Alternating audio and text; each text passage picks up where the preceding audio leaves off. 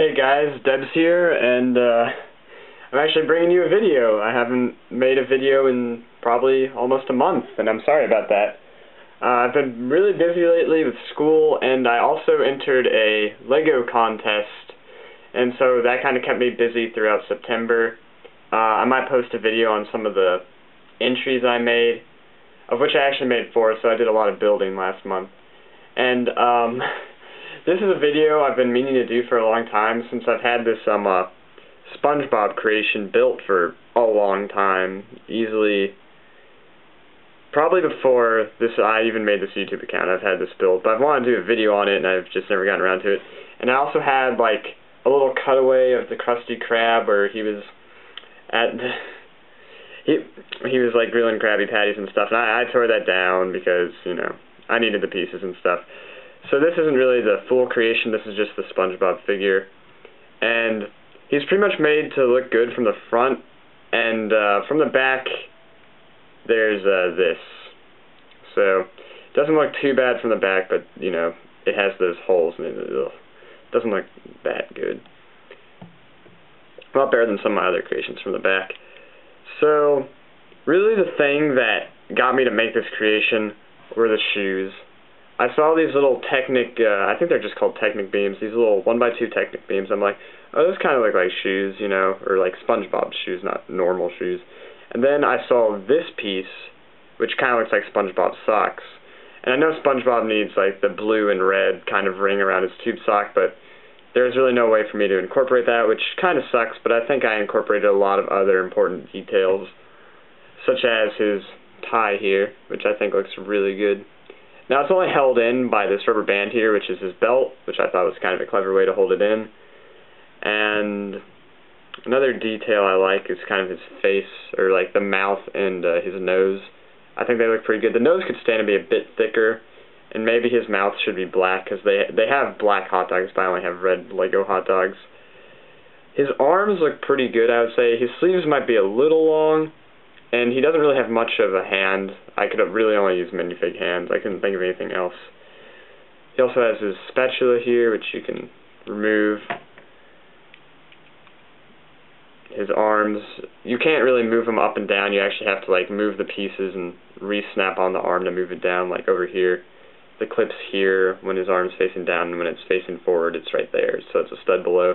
He also has a removable hat, which I actually have it connected to a stud because I took this to Brick World and I didn't want anything to get knocked over. Also, his body slowly slants outwards as it goes up, which I don't know if it does that in the show. I thought it was just kind of a wavy thing, but it was mostly the same width the entire time. But I know the giant Lego SpongeBob Lego set had it this way, and I think this is actually his character design. He slowly gets wider towards the top. And so I incorporated that, and I did that just through half plate offsets. Here I used a bracket, then here I used like a Technic brick, and then here I just had 5 studs, which doesn't match up evenly with like 4 studs. Or this isn't really 4 studs, but it's kind of a similar vein. It's 3 studs wide with 2 studs jutting out on each side, so it has a half plate on each side, because to make it meet evenly here, 3 plus 2, you know, so you needed 5 plates to make up for the 2 stud deficit, and I only put in 4 plates. Also, another technique I did, which is something I was really happy with, and it's going to look a little creepy in the background right there, SpongeBob looking for his eye. But I used a bit of Technic tubing, and I cut it, which I'm not necessarily always a huge fan of cutting, but here I thought it was worth the effect, because it gives SpongeBob's eye the little blue ring it needs. Now, it doesn't go full circle, which kind of stinks, but I still think it gets the necessary effect to make it look good. And there's not really much else to say about this creation, but I will kind of break it down a bit. Not too much, because it's kind of fragile. Here's his pants, and these rods, the legs are really fragile because they're only connected to the top portion of these 1x1 round bricks, and it's kind of a pain because sometimes he'll just fall over and stuff. And then the only thing attaching him to these pants is the little column there connecting into this hole on the jumper plate, so it's a little fragile.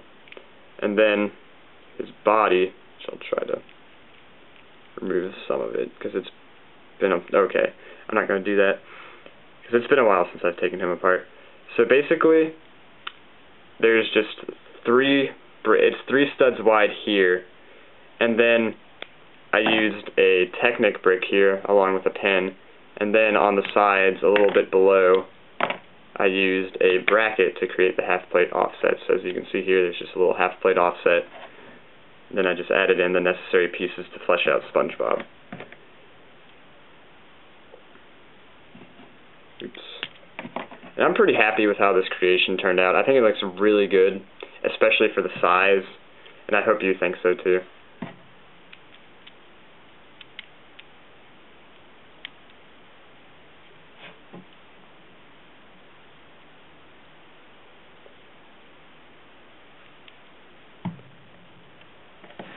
Alright, thank you guys for watching. I hope you enjoyed the video, and I'll see you guys next time.